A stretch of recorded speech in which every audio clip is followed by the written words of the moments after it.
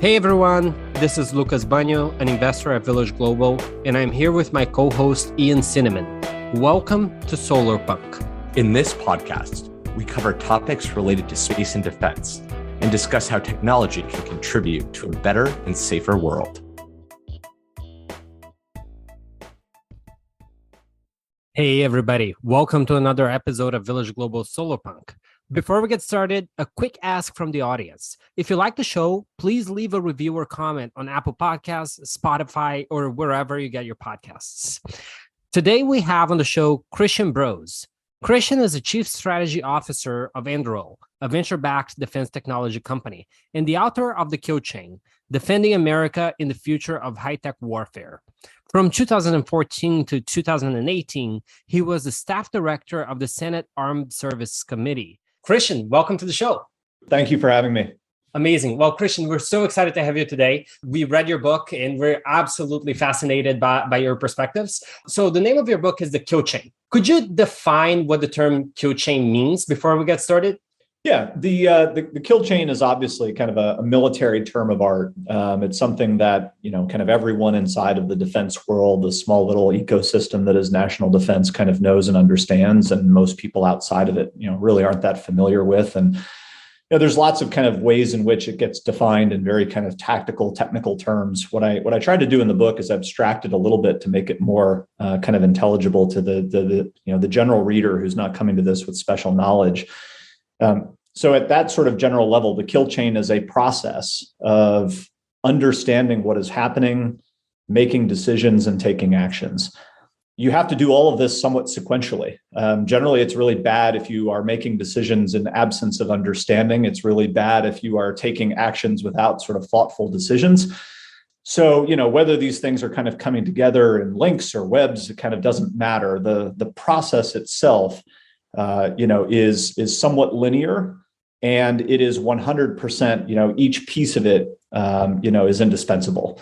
So, it's great if you can understand and, take decisions, but if you can't actually kind of get information to decision makers to make good decisions, like everything falls apart.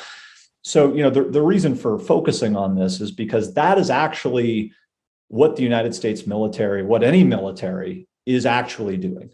And it is, I think, a way of making this more understandable to people who haven't served, who don't work in national defense, who, all of the jargon and the acronyms that are constantly thrown around in this world kind of escapes them, because this is what we do in our day-to-day lives. I mean, this is what businesses do. This is what sports teams do.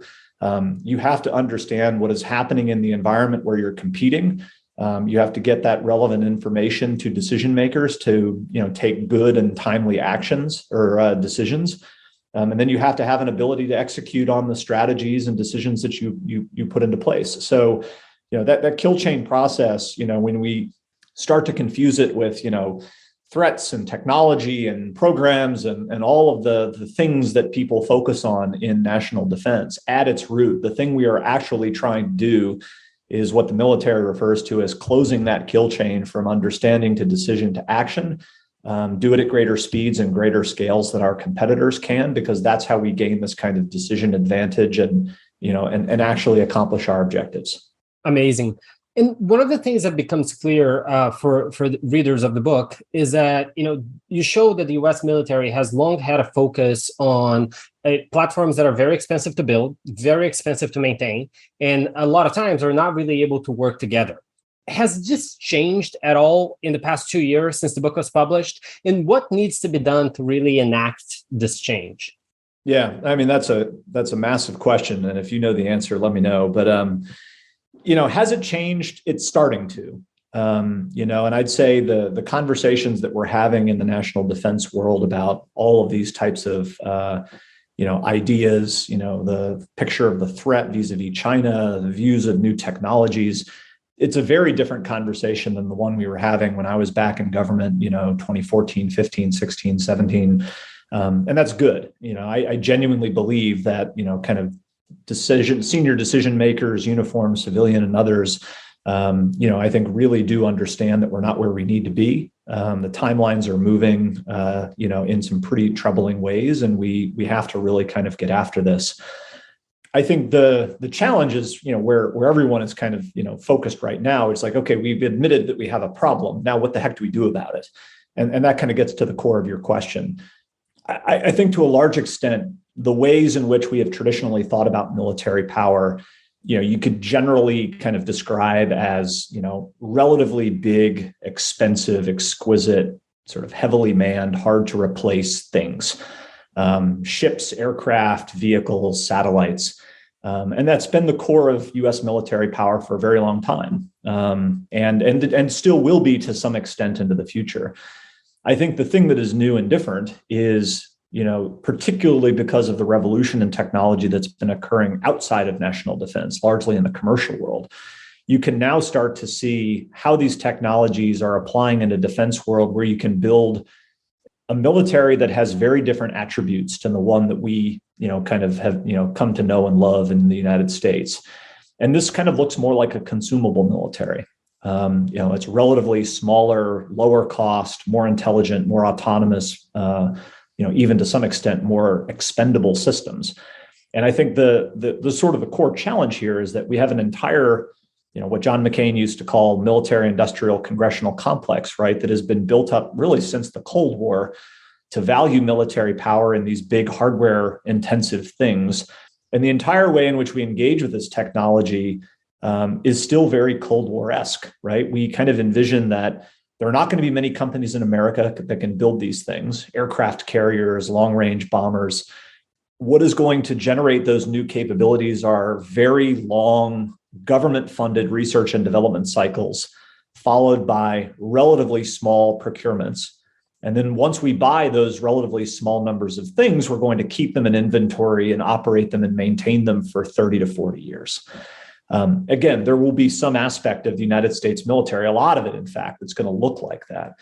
I think the difference here is that you can imagine, again, that sort of parallel military, the smaller, more consumable things, the more intelligent and autonomous things being built in entirely different ways, where actually I can push a lot of the research and development cost of developing these things, if I write and kind of get the incentives right, onto private industry. When I buy these systems, I'm going to buy them in relatively large quantities, and I'm going to buy them more frequently because I can, and because every time I buy them, they get better. I'm buying better versions of them because the technology is improving so quickly. And then once I have them, I'm not going to keep them for 30 to 40 years. I might keep them for 2 years or 18 months or 3 years. And then once I've consumed it, I'm not going to plan to keep it in my inventory. I'm just going to throw it away and get another one. And again, it's because you can, and because that is what gives you this sort of like, speed to getting future-proofed, the speed to getting better capability into the hands of operators who need it. So there's just this entirely parallel process that we need to be thinking about how we create the incentives to generate. And I think that's where we're falling down. So we've admitted that we have a problem. That's great. I think people are genuinely committed to trying to get us into a better position than we are in today. The challenge is kind of, what do we do about it? And the problem I would submit is that we are systemically broken. And that part of the way in which we think about this, is very antiquated, and we are not going to be able to take real value out of these new technologies, these new entrants into the defense market, unless we kind of engage with them in an entirely different way that we're just genuinely not accustomed to doing, as a United States government. So, some thoughts on that we can explore if you're interested in, but I think that's kind of the crux of the problem, which is like, we're still going to need a lot of the things that we have, but we need a heck of a lot of these new things that we haven't yet even figured out how to kind of create an alternative pathway or a parallel pathway to think about the values that these technologies bring, and really the mechanisms that we need to create to generate real disruption at scale. Right. So to pick on that point a little bit, something that is also seems to be a main takeaway from the book is that you believe, and correct me if I'm wrong, that the defense acquisition system as we have no longer fits its purpose, which is something that we talked a lot about with some previous guests on the show, including Steve Blank, Mike Brown, Hondo Gertz, and a few others. Could you dive deeper into, how do you define that problem? Because it does seem to be downstream from all the other issues that you're talking about, which is how do we even figure out what the future military is going to look like. Yeah. This is where I would say, look, the problem, the acquisition system is a problem. It comes in for a lot of blame, and it deserves, its fair share of that blame. But I think the problem is actually larger than the acquisition system. And I think if we're only focused on the acquisition problem, we're not actually addressing the kind of the problem in its totality. And this is what I mean by that. If you pan back in how the Department of Defense, the United States government, engages with technology, it actually starts well to the left of acquisition in the definition of requirements. And this basically looks like a lot of very well-meaning people with, kind of average human powers of foresight trying to predict what technologies they're going to need in the future. The problem is that they're predicting on these wildly unrealistic timelines at a time where technology is moving as fast as it is, and our threats are moving equally quickly. So, at a time where we are being disrupted by our threats and by our technologies, we have people who are trying to define requirements for military systems that they plan to get in 2032. I have no idea what my mobile device is going to look like in 2032, or if I'm even going to have one. And what it does is that it actually kind of creates incentives, or rather it eliminates incentives for disruption and surprise. We get what we want, even if the thing that we say that we want isn't the thing that we actually need, that doesn't solve our problem. Beyond requirements, you then go into a different community where you're building programs, you're aligning budgets to those programs. Only then do you get to the folks who actually are responsible for buying a thing, to go out and buy technology that are consistent with the requirements that the process defined. And then, oh, by the way, you've got to bring Congress into this to authorize and appropriate funding for the things that you want to buy.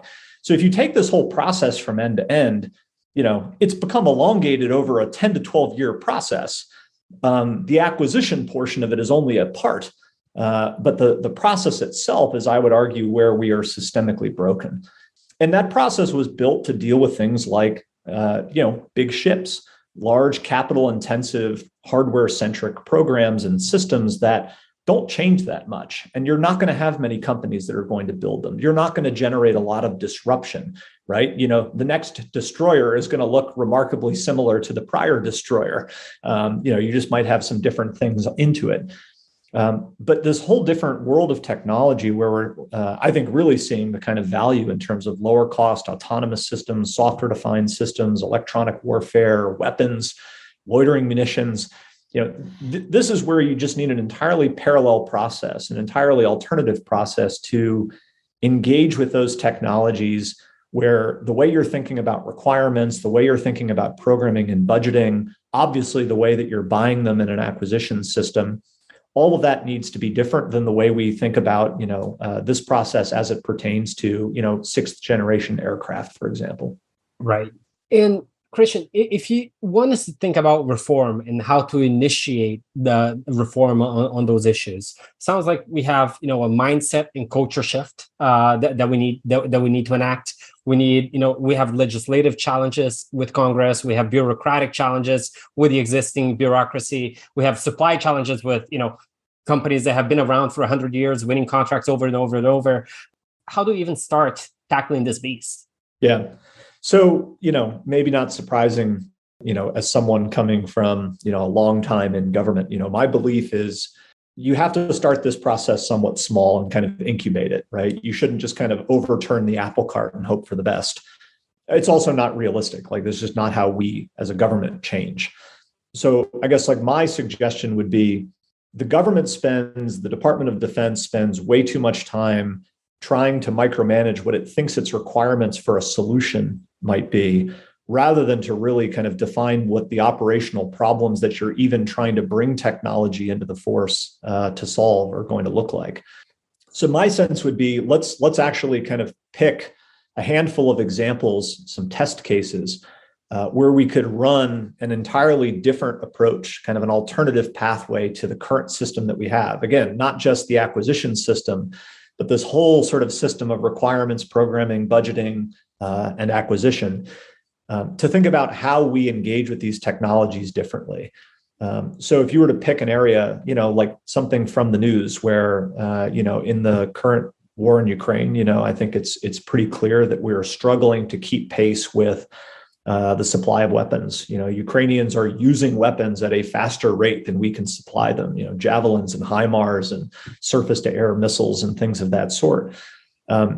This is an area where you could envision, kind of all kinds of new technologies solving these problems differently.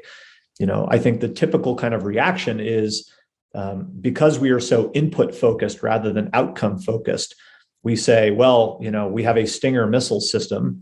We need a new Stinger missile system. Let's go back to the people who built the old Stinger missile system and sort of like get them to build us, like a better version of that. In reality, the problem we're trying to solve is, how do I stop airplanes from flying in places that I don't want them to? And it may be that a Stinger missile or some variant of that's going to be the best solution, but it may be that someone has a disruptive approach to that problem that looks nothing like a Stinger missile, but it is effective in generating the outcome that you want.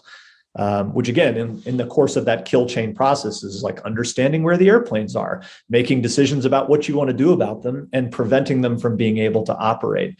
This should be something where we could very quickly say, look, we are going to, in a year to 2 years, we are going to hold a competition in the real world, right? So we're not going to compete in terms of like PowerPoint presentations and like bureaucratic black magic.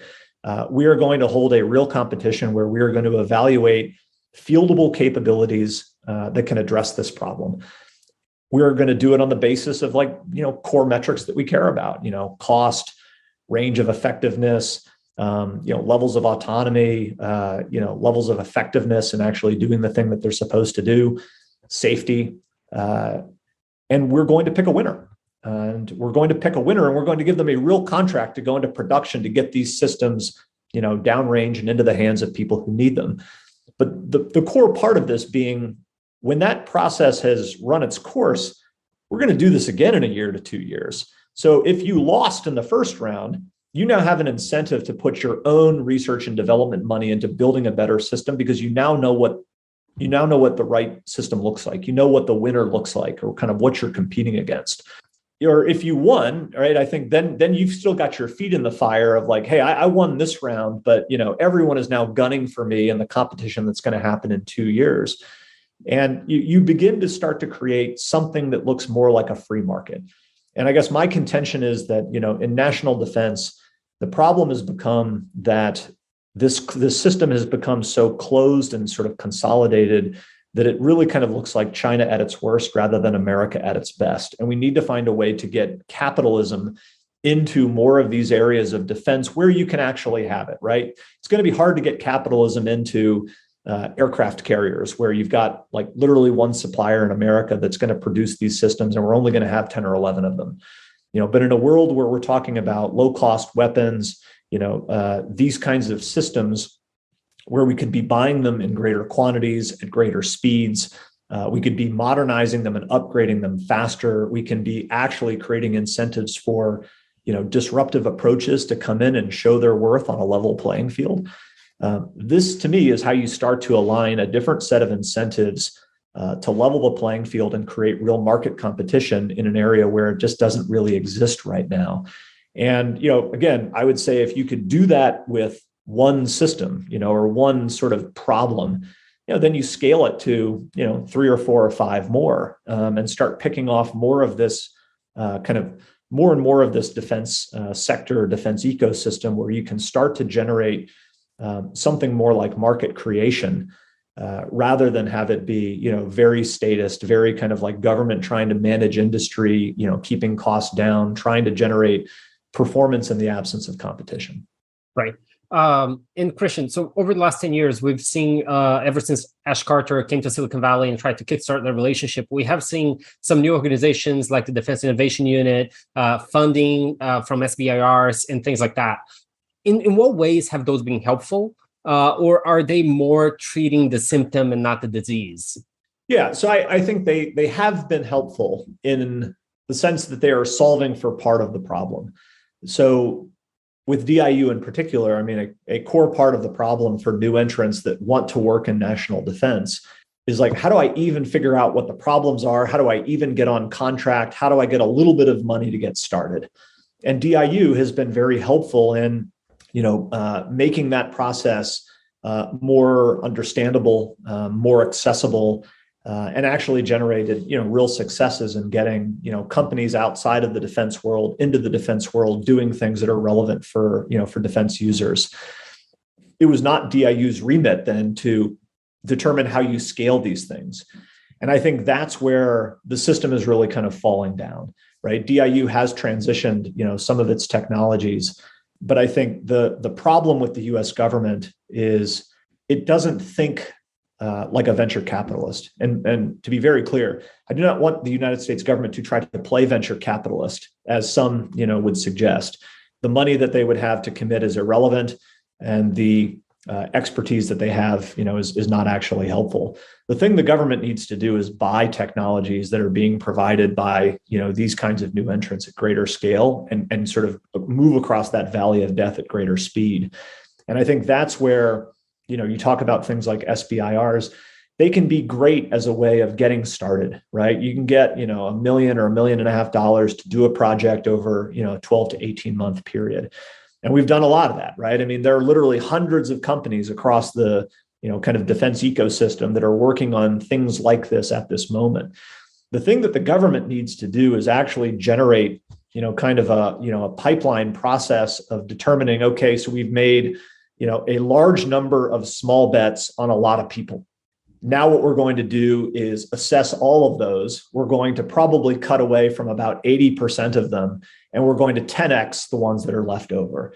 And then we're going to do that all over again in the next phase, 18 months later.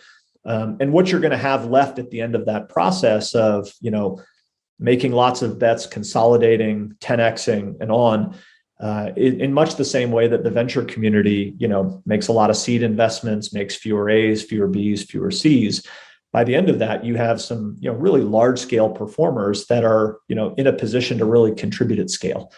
And that is the way that, I think the government, with its buying power and its kind of monopsonistic position in this sector, can really kind of use the incentives that they have to get people from the small scale stuff that is like all the fixation now, to the larger contracts that are going to help turn, these companies into larger companies, greater performers. And then start to align that with the private capital that is just looking for the winners that they can invest in. That is like first or second semester level economics thinking. But what is so shocking to me is how systematically we fail to do that in terms of thinking about the ways in which we bring technology into the department, into national defense. It's just not how the system has been set up. We're solving for part of that problem, but we're not even close to solving for the problem in its entirety right now. Right. And one of the major events since you published the book back in early 2020 is the Ukraine war. Has it been a sort of Sputnik moment for government, military officials, companies in the space? Has it served to catalyze change, or not enough? Yeah, so I think the honest answer is too soon to tell.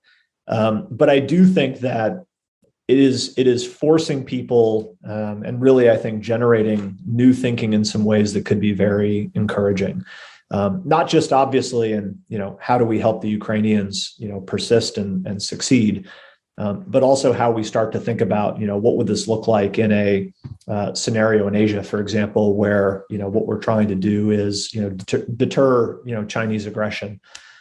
I think the things that people are realizing is that part of this is about technology, but part of it is about thinking about strategy and doctrine and, what you're actually trying to do.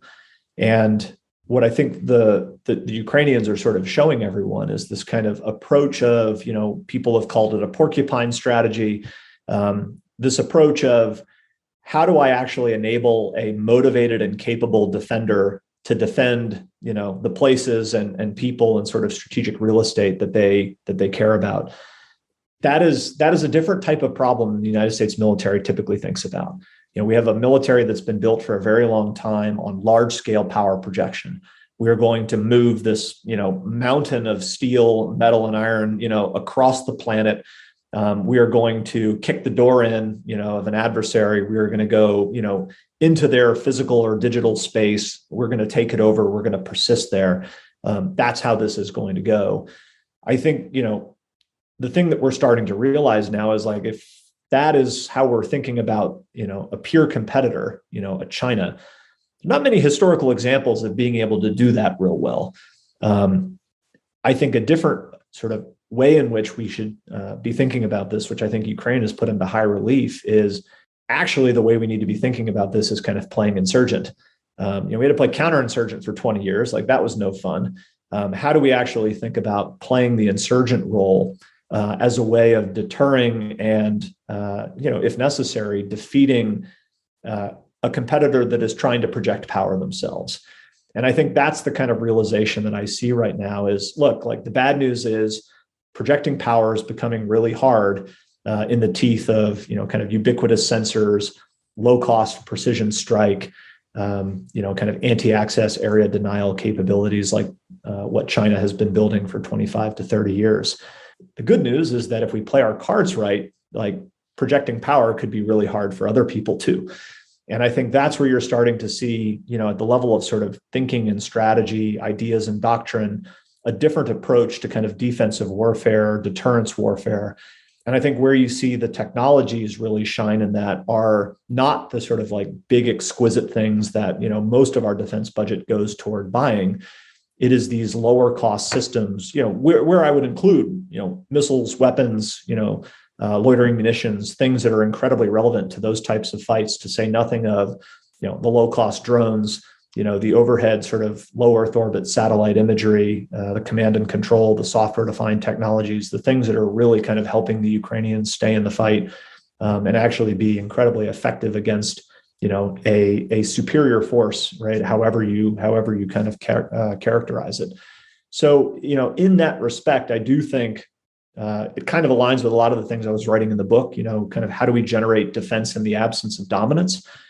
How do we kind of get these new technologies to be able to disrupt what our competitors are doing rather than constantly bemoaning the fact that our competitors are disrupting us? And I do think that wheels are turning, in all of the right places in the Department of Defense and Congress.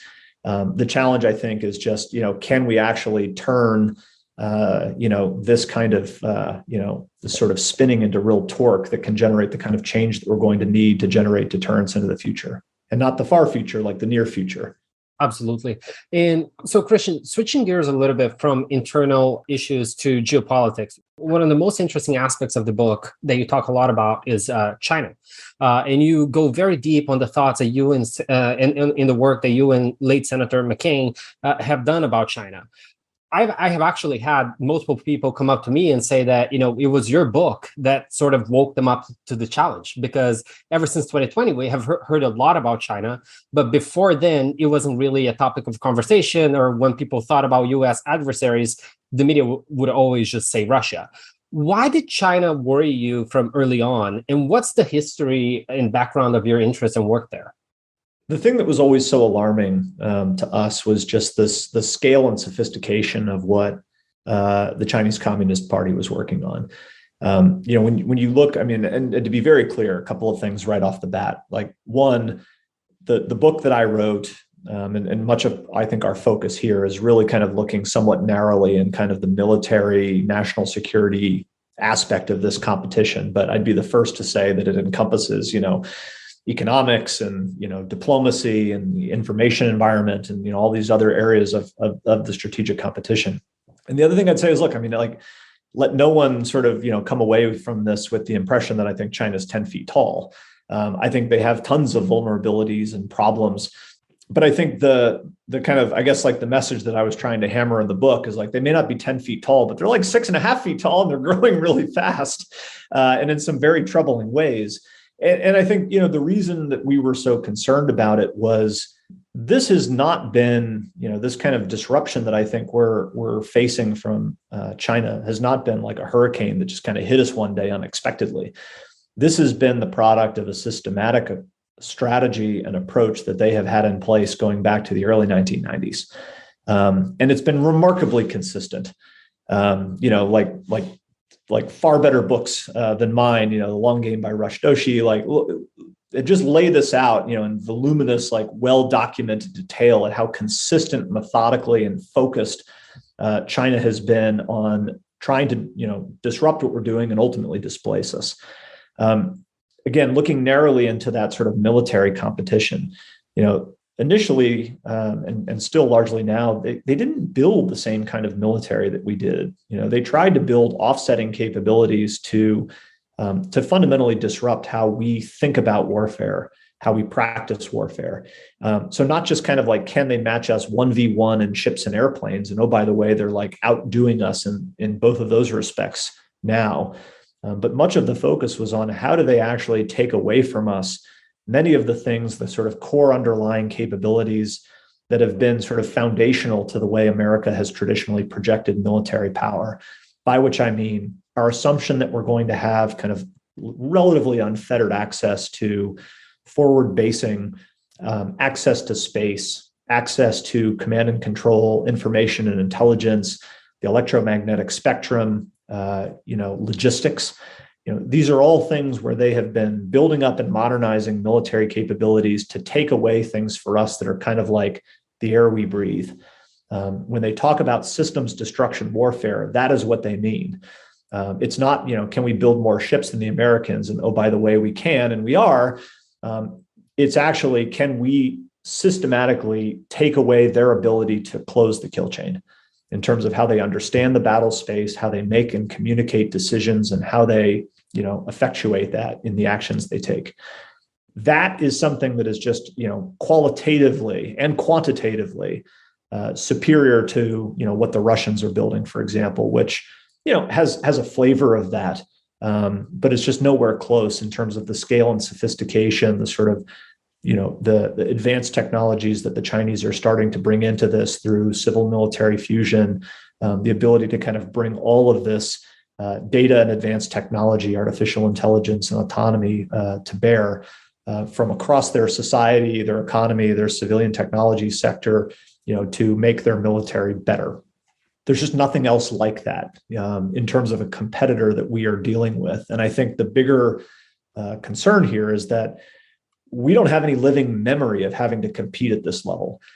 There's a lot of times where, the Cold War, the Soviet Union are sort of thrown around as potential analogies, and they're just not even close. At the peak of its power, the Soviet Union was about 40% of American GDP. They weren't integrated in any meaningful way into the global economy, and they didn't have a meaningful kind of domestic base of technological innovation. And China has all of this. And look, they may trip and fall tomorrow, right? I mean, their real estate bubble could burst. They could have all kinds of things that hobble them. I don't think we can really kind of plan a strategy around the assumption that our competitor is going to fall flat on its face in the coming months. So we have to sort of work under the assumption that this kind of juggernaut that has been building is going to continue to build, even if it levels out a little bit.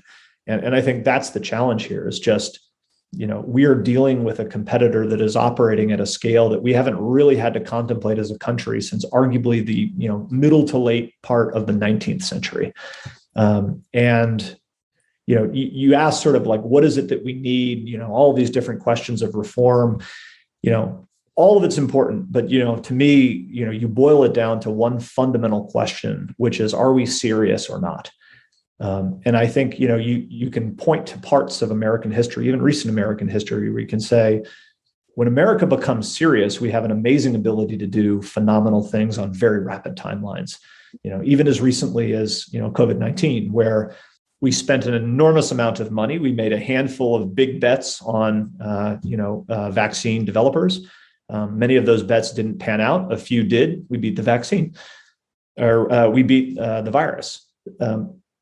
That sort of level of seriousness where we're willing to say, yes, there are going to be risks. Yes, there are going to be inefficiencies. There's probably going to be some fraud, waste, and abuse. There's going to be some things that don't look good in the Washington Post, but we are going to operate at a scale and a level of seriousness where we're going to make big bets. We're going to consolidate those bets, and we are going to win sort of key parts of the strategic competition that are going to matter for us into the future. And we're going to do it on a rapid timeline. We're not going to be thinking about the world in 2040 the way much of this kind of futurism gets characterized. We need to think about how we put ourselves into a fundamentally different position to compete in this decade.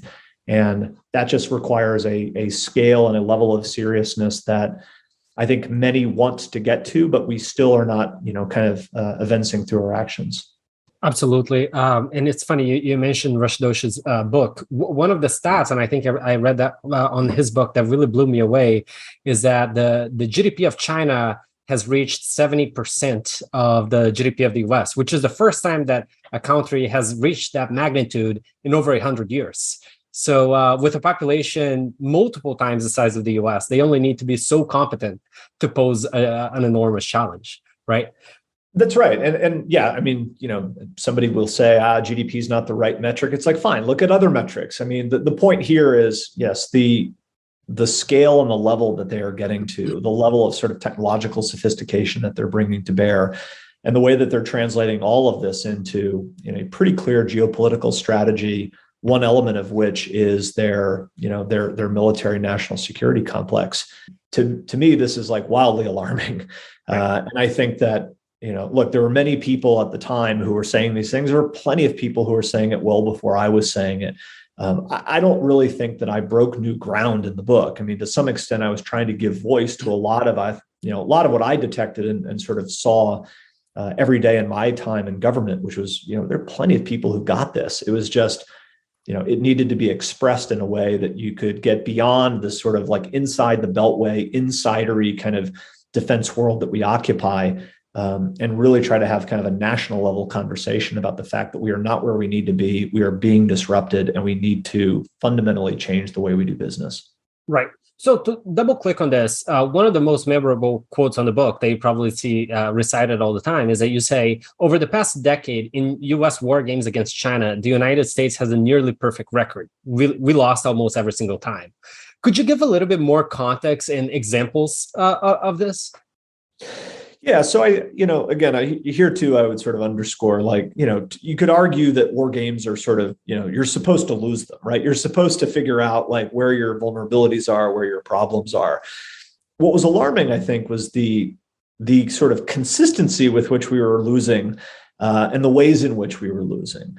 And, it kind of goes back to the conversation we were having here about, because of the way China is building up and modernizing its military, it was becoming harder and harder for us to address these problems the way we had traditionally addressed them, both from the standpoint of how do we deter conflict, as well as, God forbid, if we actually have to prosecute one, how would that go? And to be very clear, this is all about deterrence, right? I mean, if we find ourselves in a shooting war with China, like I would contend we've already lost. And the only way we're going to deter is by, having it be so clear in the eyes and the minds of our competitor that this is just not a fight that they want to pick. And that's the thing that I think is troubling, as to like whether or not they actually believe that right now. So, to your point about the sort of the learnings from this, kind of years of wargaming that had been going on, it was the fact that the things that we had always counted on, the things that we had always assumed would be there for us, that as we were developing, better aircraft or, better ships or better sensors, it was always kind of resting on this foundation of, well, we will have forward bases, both on the land and in the sea. We will have access to space and the electromagnetic spectrum. We'll be able to resupply our forces on the other side of the planet in time relevant ways. And those were the things that China was, showing itself increasingly capable of being able to take away. And if you take that away, it doesn't really matter, what the other are, the other kind of military systems that you're putting on the field. If they're deaf, dumb, and blind, they can't get resupplied. They can't communicate information. They can't receive information. These are all the problems that we have. So, I think it's this kind of, the takeaway for me was, look, this isn't just about, we need to start a, next generation aircraft program and it'll solve all of our problems. This is a disruption to our entire way of war, which we have become very accustomed to, and it's worked quite well for us, arguably for, 60 to 70 years, probably even longer than that. But because of the nature of this problem, because of the technological sophistication and just the sheer scale at which they are operating, we kind of have to rethink everything. And that sort of takeaway is a much harder one, right? To kind of glean from these war games, where you're sort of saying, all right, well, maybe we need to start a new program to fill some narrow technological gap that we have. The thing that was most alarming, I think, to me and to Senator McCain and many, many others too, was no, this is a complete challenge to our entire sort of ways and means of operating our military. And we really need to rethink the whole thing from soup to nuts. Absolutely. So something that what you said made me think of is we chatted recently on the show about a Chinese Communist Party paper called Unrestricted Warfare, which I'm guessing you've heard of. And the paper basically mentions how the Western mind sees war in a very black and white binary way, while the Eastern mind can exploit that by fighting war in ways that the West is generally not prepared for. Do you think, seeing what you have seen inside and outside the government, do you think that this is a valid framework to think about how things have turned out? Yeah, I mean, I would sort of dispense with the Eastern-Western sort of dichotomy of it. I haven't read the paper, but I would sort of dispense with that and say, no, like this is the nature of warfare, right? There, it's not sort of on or off. There is this kind of gray scale or continuum between, like complete peace and total war. And I think that is the state that we have been in with China for a very long time, where, you could roll the clock back 5, 10, 15, 20 years, and the kinds of things that they were doing to us in terms of, espionage, intellectual property theft, ways in which they were sort of weaponizing things that we don't typically think of as like quote unquote military capabilities.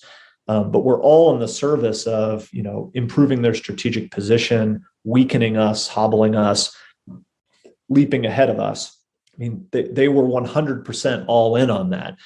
And I think it's only become, relatively recently that we've started to realize that, they're not, a strategic partner with whom we are at peace, nor are they, a complete enemy with whom we are at war. It is this complicated thing in the middle where we are in a pretty knockdown, drag out state of competition right now. And there is 100% a military intelligence kind of national security dimension to that. I think we've been very late to the game in realizing that. I don't think that's sort of an Eastern-Western thing. I think it is a nature of war thing that for reasons of policy, clinging to sort of outdated assumptions about the Chinese Communist Party and a whole lot of, frankly, domestic interests that didn't want this to be true because they were making a lot of money in a world where, China was a strategic partner and, everything was hunky-dory. I think that is the world that we've now, I would say on a pretty bipartisan basis, kind of accepted that we're living in, right? I mean, Democrats and Republicans these days can't seem to agree that the sky is blue and the grass is green, but you went from the Trump administration to the Biden administration. And as far as I can tell, when it comes to the question of China, the sort of strategic focus there, the ways in which that's informing national security, national defense strategies, it's a heck of a lot more continuity than it is change. And I think that's a good thing. I mean, I clearly think that's a good thing. The question then is sort of like, can we actually follow that a few levels down and actually have something that looks like a national consensus around how we're going to compete effectively in this, gray zone, neither peace nor war, but, high level of strategic competition kind of environment that we have. Absolutely. And Christian, like I think you said at the beginning, you wrote your book to inform a more general audience of a lot of the problems that you're seeing within the government. If you are someone that read the book, but doesn't work in the military, doesn't work in the government, is not working at a company like Anduril, but care deeply about the future of America, the future of American values, what do you recommend them to do? It may sound somewhat trite, but I mean, I think the thing that we really need from a public standpoint, is a recognition that we need leaders in Washington who are going to understand the conversation that we're talking about today and are prepared to go in and act on it, who are going to be, prepared to get elected to Congress or elected to the Senate or, go into public service, uniformed military, civilian, intelligence service, what have you, diplomatic service. with a desire to really contribute to this competition in much the same way that, in earlier phases of American history, we did mobilize the public. We did sort of galvanize public support for very, in some cases, risky strategies. And I use that term, intentionally. We have to be willing to take more risk and accept more risk as a country. We have to have a public that is prepared to do that and support leaders in Washington who are going to do that, who are prepared to say, hey, I might have to sacrifice something for the greater good. I might have to give up something that is built in my district or, is something that is kind of near-term beneficial to me in the service of being able to compete over what is going to be a relatively long-term, kind of period of competition. It's a mindset change, and it is somewhat kind of pushing against the grain of, I guess, the current zeitgeist. But I think it's the kind of thing that we desperately need right now, in the sense of a willingness to be more serious. And I think that's the thing that it ultimately comes down to. And you're not going to get the levels of seriousness that I think we need from the government without the public support behind them to say, we are here to do big things again. We are here to do great things again. And, this is something where we're prepared to take a lot of risk, and we're going to back you as you do it. And look, I mean, to be very clear, like, I think there's lots of problems, and there's lots of reasons to be pessimistic or even cynical. But look, at the end of the day, I am still an optimist. I am still bullish on America's kind of prospects here. If I didn't, I wouldn't have written the book. I would have, learned a foreign language and moved out of the country or something. But, at the end of the day, we actually have most of the systemic things that we need going for us. We have still an enormous amount of money. We have eye-watering technology, both, in the defense sector and outside of it in the commercial world. We have phenomenal, well-educated, patriotic, entrepreneurial, critical thinking people, again, in government and out. The thing that we need is just, a greater level of seriousness, and we need to get out of our own way. We need to stop sort of blocking our own kicks here. And, that is something, those are problems of our making. To me, the sort of good thing about that, or the silver lining about that, is that, problems of our making can be problems of our unmaking if we kind of take a different approach to this. And, I'm starting to see that happen. I think we need a heck of a lot more of it. But, at a national level, this is what we need right now, is a mobilization of the public to do the kinds of big things that we need to do to make the big investments in order to be successful, again, not in the distant future, but in the very near future, because these timelines are all moving to the left. The competition is getting more tense. And, I think there's kind of rocky roads ahead. And, there's no time to do this like now, right? It's like the old adage of the best time to plant a tree is 20 years ago and today.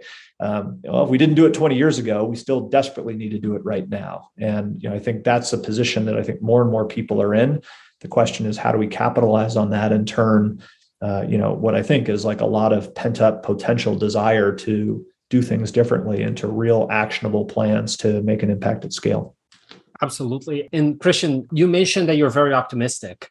I'm curious, what are the main events or factors that you've seen develop in the last couple of years that make you the most optimistic that we can solve all of the challenges that we discussed here today? Yeah, I mean, not to recant on what I just said. I mean, I am optimistic in the sense that I am not, just kind of like throwing in the towel, all hope is lost. Like there are reasons for optimism. Like I still wake up every day and see, the 99 obstacles, in my way, our way. But again, I think the reason I am confident that these are things that we can surpass, right? These are obstacles that we can get beyond, is partly what I just said. The systemic advantages that we have going for us are pretty considerable. That I think that if you were to ask China, would you trade places with the United States? I'm not sure that they would say, that they wouldn't do it in a heartbeat in terms of the good things that we have going for us, right? So again, we shouldn't assume that our rival is 10 feet tall, nor should we kind of assume that, all of the things that are hard for us are somehow going to be, a walk in the park for them. They're just going to skate by all of these, hard obstacles in their way, and many different ones that are not in our way, as it pertains to their sort of uniquely authoritarian form of government and all of the sort of downstream effects of that. So there are a lot of reasons that I think we can be confident and optimistic. And I think the one that I would add to that is like, I don't think that we have achieved the level of seriousness that we need to be successful. But boy, is it trending in the right direction. Again, so I remember, in 2014 when I was in government, I remember reading stories of, people in the last or the Obama administration that were being upbraided for referring to China as a strategic competitor, saying we had returned to an era of great power competition. It was like, that was forbidden. You weren't allowed to say such things. And now it's like, basically passé.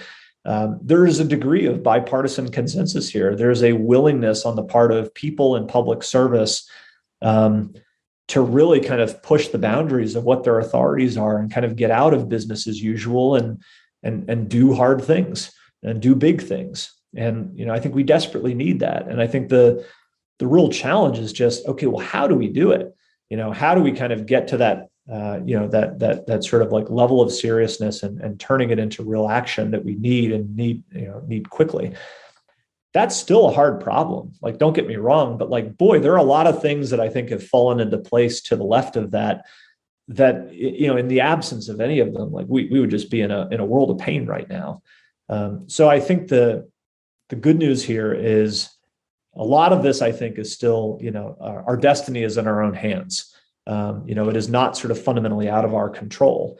Now, the longer we wait to kind of get serious, to kind of get our act together, the less that will be true. And there is a point at some point in the future, and like not the distant future. And I worry it's moving left, not moving right. There's a point at which, we just have sort of squandered our ability to control our own destiny. And we are fundamentally living at the mercy of others. And we've seen this happen, historically with, great powers that have failed to sort of recognize a strategic challenge that was facing them and get ahead of that with real foresight and strategy to stay ahead or to get further ahead. So that time is coming. And that, I guess, is the main thing that I was trying to leave people with in the book, which is we don't have any time to waste here. I'm optimistic that we've got all the raw material to be successful. But the clock is ticking and, it's on us, like fundamentally on us, whether we do that or not. Amazing. Well, Christian, this is a fantastic note to end on. Thank you so much for coming on the show. No, thanks for having me. It's been a great discussion.